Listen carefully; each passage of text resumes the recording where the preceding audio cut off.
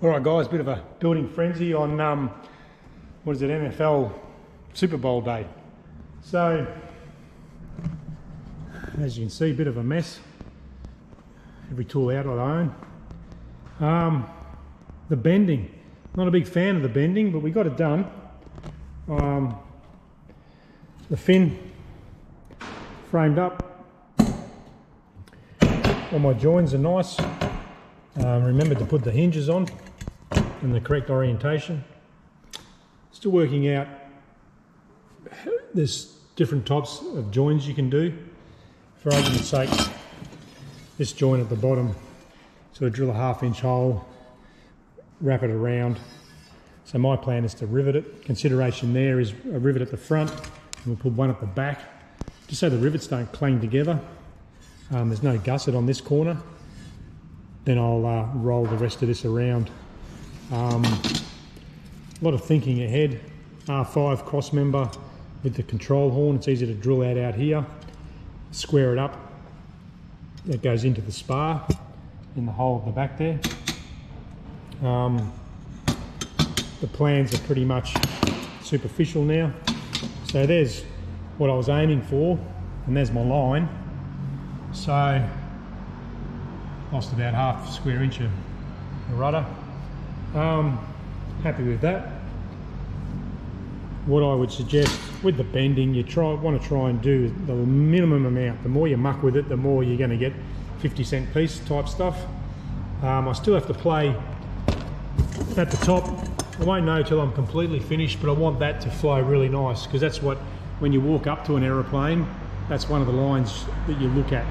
So updating the Super Bowl, YouTube will probably get me for that. So yeah, I want to get that radius nice. The height's easy with the set the hinges, but if the radius, got 2 different radius, I think I bump up a bit at the back. That's where we are at the moment. Hinges are just on with tape. I'd recommend just getting the hinges on as soon as you can, even though they get in the way. I flared these ends out and then realised you wouldn't be able to, I tried to take the hinges off. Now they can't come off, they're trapped on there already. So that was more good luck than anything. So we're going to clean up, I'm going to go home, think about it, come in tomorrow, and get stuck into some riveting. I need to borrow a folder. Here's the other ribs. So I've got these guys ready to go. That'll fit. So when building this, as the plans say, a better fit is better than the location. So this will go like bang, there. Measurement doesn't matter, it's just a spreader bar. Also, that's the location for the cable that comes down to the horizontal tailplane, or the stab.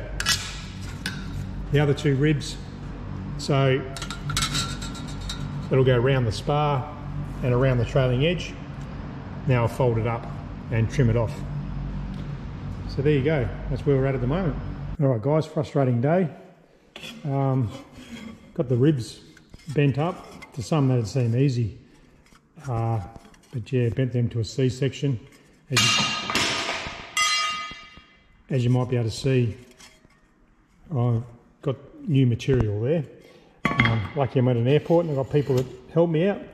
But bent those up, and I'll notch those out. They're the ribs for the rudder. So part of this build is just working out how to do stuff. So I'm just trying to round off a 1/2 moon here, a 1/2 moon gusset. And see how we go. So I've got a 1 inch sleeve and some 1/2 inch tube that I had just to round these off, which seemed to work all right. It's slow progress, a bit frustrating, just working out how to do stuff. Day 3 on the rudder and fin still. We're getting there. Okay, fin. So just going through and upsizing my gussets to 1/8, and just working with each corner. Sort of got to systematically work out how each junction goes. So I sort of coat those out. You can see in there, nice fitting joints. This flares out a little bit. I've got some nice standoffs or a bit of wood, whatever to put in there. This is where the teardrop tang will go for the guy ropes, whatever you want to call them. Horizontal stabiliser and vertical stabiliser stay wise or bracing wise. I'll bolt that on there just to stop that crushing down. One thing to note, looking ahead, a bolt, the plans showed 2 rivets, so I did 2 rivets. Luckily this rear hole goes through square with the other side, and I can upsize this to 3/16. I'll put a bolt in there because this actually has a U-clamp that then bolts to the tailplane. I didn't show you guys before, but I printed out all my photos onto a cork board, the old aero modelling bench that I had, and you might be able to just see in there where the tailplane bolts onto that. And then that is determined, or determines, the position of, there's a cross member in the tailplane. You sort of have to work all this out for yourself. So the position of that cross member is where the threaded U channel, or this part, which connects, not a biggie, I guess it could have been down here, but I think it just looks neater and stronger through the gusset or through this vertical member, as well as through the tube. So I stuck a drill through, and pure fluke, but those holes lined up. So there's the rudder.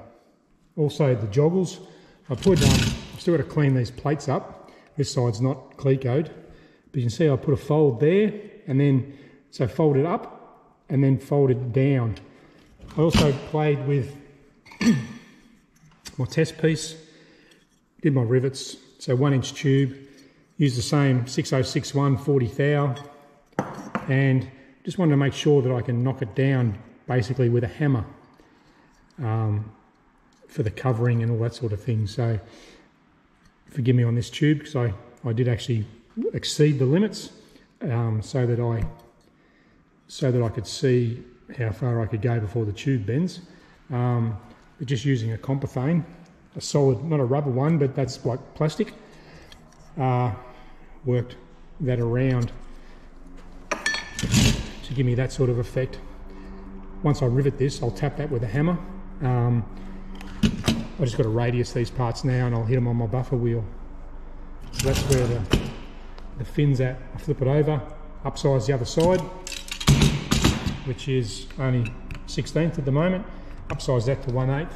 Then I think we're ready to rivet. Hinges are on, they get in the way, but you've got to get them on early. And this little stubby piece gets a rivet in there as well, with only 1 inch protruding. But check your plans and do your best. Another photo board I printed out. Just all the photos that come with the construction manual. Just went down to Officeworks. You don't know what you don't know, so some of these photos will come in handy when the time comes. I'm doing the rudder and that at the moment, so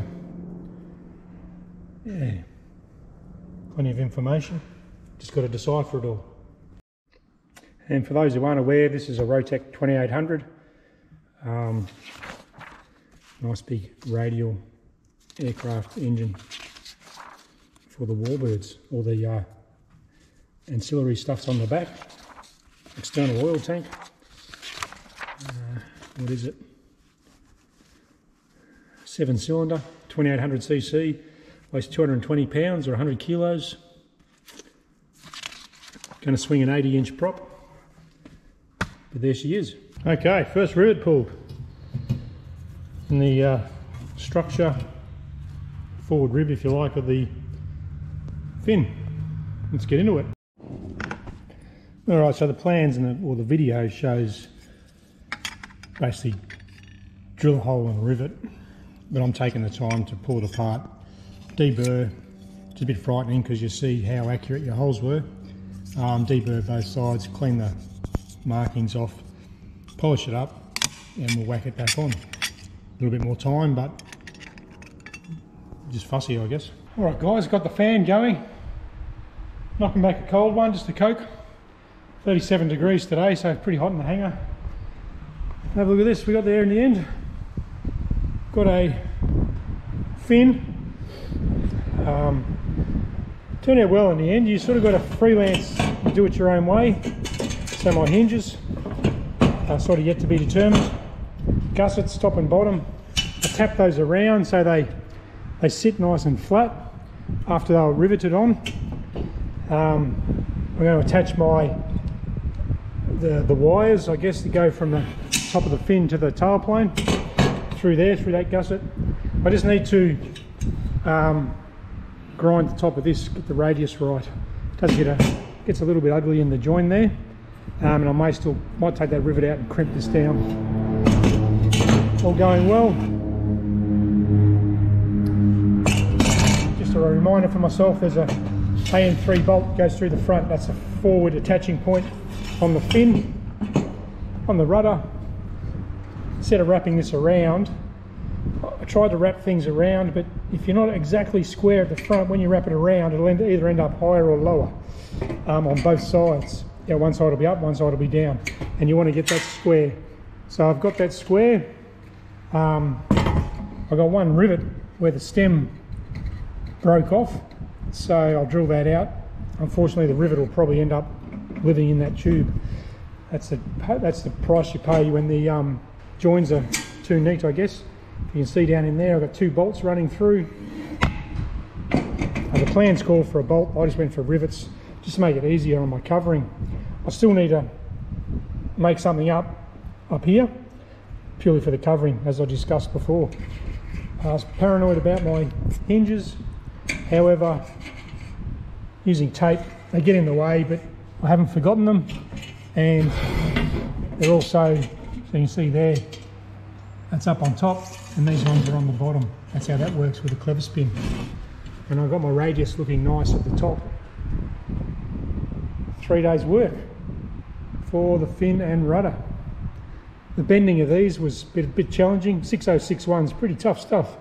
I'll show you my bender. I went and got an eBay metal folder just for the small jobs. The bending 12 or 18 inches for the ribs. It's too big an ask for that little folder. And the one here on the airfield, unfortunately, everyone was laughing, saying people don't use it because it's had better days. On this, I still need to, you can see here, next shift I'll tap those down and radius them off nicely. But everything's deburred and clecoed and then riveted, so looking good. Now the other bit of news is the engine. So the engine for the front of the fuselage, I got a call from Rotec. They ran my engine yesterday down at Tyab. So spoke to him. I'm going to go down and see it run, try and break it if you like on the test stand. We'll red line that baby, but it's up and running. That's pretty exciting stuff. I'm going to take the fuselage down and get him to make an engine mount for the engine. Now I've looked through the plans and there's no dimensions of where to put the engine in relation to the fuselage. I'm assuming it's in the centre, but you have to work out, obviously it's a 3/4 round firewall with the bottom cut off. Not a lot of guidance on that. And is there any right thrust? I don't know.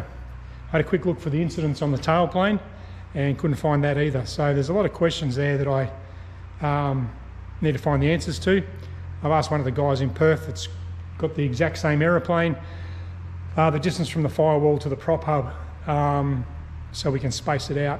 I guess I just bolt the engine on and then make the cowl to suit, and we'll see how we go. That's it for today.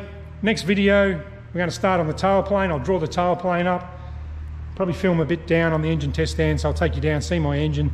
That'll be great. Thanks for watching. See you on the next one.